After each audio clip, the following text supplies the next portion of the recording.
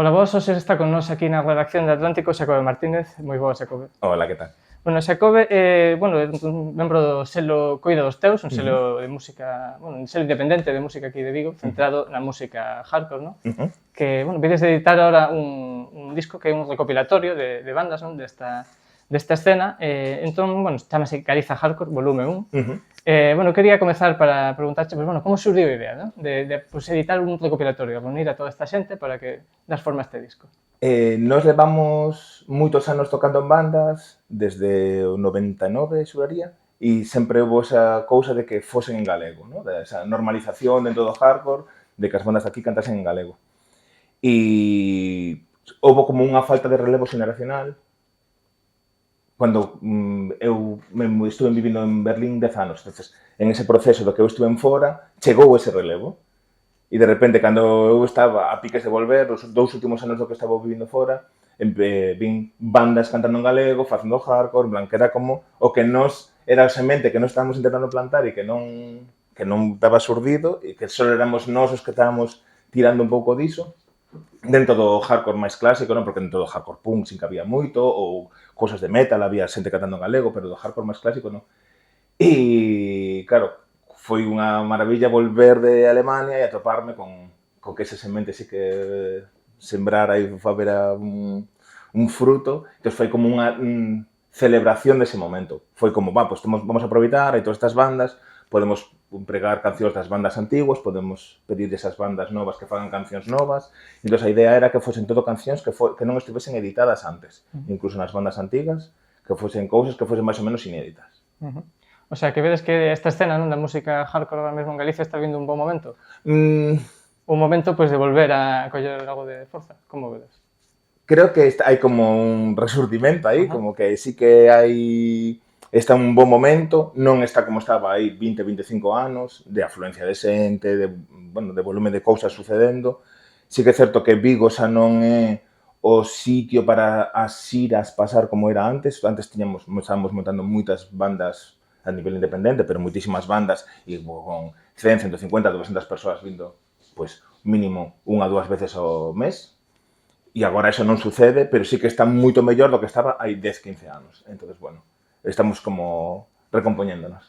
Este recopilatorio sacástelo en formato digital, pero tamén tedes unha edición física en vinilo. Como foi o proceso de editar, de lanzar, por así dicirlo, este disco? Non sei se complicado, así como un selo independente? Non é o noso primeiro vinilo, entón foi a primeira que falamos con esta fábrica, son rapaces de Portugal, e sí que é certo que, faz contactos de novo, tiquiriquiri. Pero o que foi máis complicado foi coordinar todas as bandas, que as bandas tivesen todo listo a tempo, tuvemos un par de contratempos que non contábamos, pero, cando faz algo con unha sola banda é moito máis doado, porque tens que ter as cancións listas para esta data, ou, en canto as teñas listas, contáctanos para contactar coa fábrica, pero sendo un recopilado é un pouco máis de traballo en ese sentido. Como está sendo a acollida da xente deste lanzamento? Como vedes? Moi ben, estamos moi contentos, a verdade. Presentaste o disco en directo aquí en Vigo, tedes ahora creo que outra data preparada, non? Temos Compos, temos Aguiño, estamos vendo para facer Lugo e Ourense, como para facer as 4 provincias. Este tipo de música é unha música así moi intensa, non? Por así dicirlo, cancións rápidas, con moita forza. Non sei se isto se traslada tamén ao directo, como son? Sí, o hardcore é 100% música de directo. É imposible captar no disco o que se vive nos concertos. Entón, fai o que se pode cando se grava, pero en realidade o divertido e onde está toda a enerxía é na música en directo. Mencionabas que quizá ahora hai menos circulación, non, de bandas así, de concertos, dabas así unhas cifras antes. A que achacades principalmente? Hai menos salas ou que é a situación? Eu vou aquí a tirar pedras contra o meu propio tellado, digo que é culpa do Reso. A xente agora mesmo aspira ao Resurrection Fest, é como unha meta e non hai absolutamente nada no medio. Tú te podes atopar con bandas pequenas que o que queren é chegan a un escenario pequeno con un bandeirón que non entra no bar, porque a súa meta e o seu objetivo é tocar no Resurrection como se eso fose o que é o cumio da escena, e non é. A escena é algo que se construe día a día, porque ao final é unha cuestión de contracultura, tú tens que ter unha base e construílo pouco a pouco, e a xente ahora mesmo só ve o Resurrection como o que hai que facer, como a única opción. Ter unha escena así un musical é un traballo máis de día a día, non? Non é de ter un único objetivo no calendario. Non? Eu creo que non do hardcore, sino calquer música independente, calquera escena independente, ten que estar construída. Da igual que fagas pop, que fagas hardcore, que fagas punk, que fagas rock.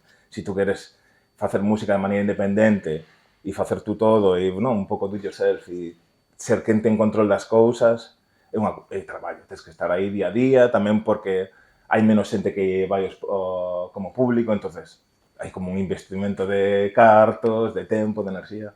Bueno, falamos antes un pouco de como son esta música, tamén, por outro lado, as letras, mencionaste que, bueno, todas as bandas que son este recopilatorio cantan en galego, tamén moitas teñen letras así con un contido social, non? É algo frecuente neste Sí, especialmente no hardcore europeo, non? O hardcore estadounidense sempre foi como un pouco máis un pouco por momentos místico, por momentos individual que non individualista, pero o hardcore europeo sempre tuvo, dende os comezos, desde o 81, 82, sempre hai como un componente político, un componente social.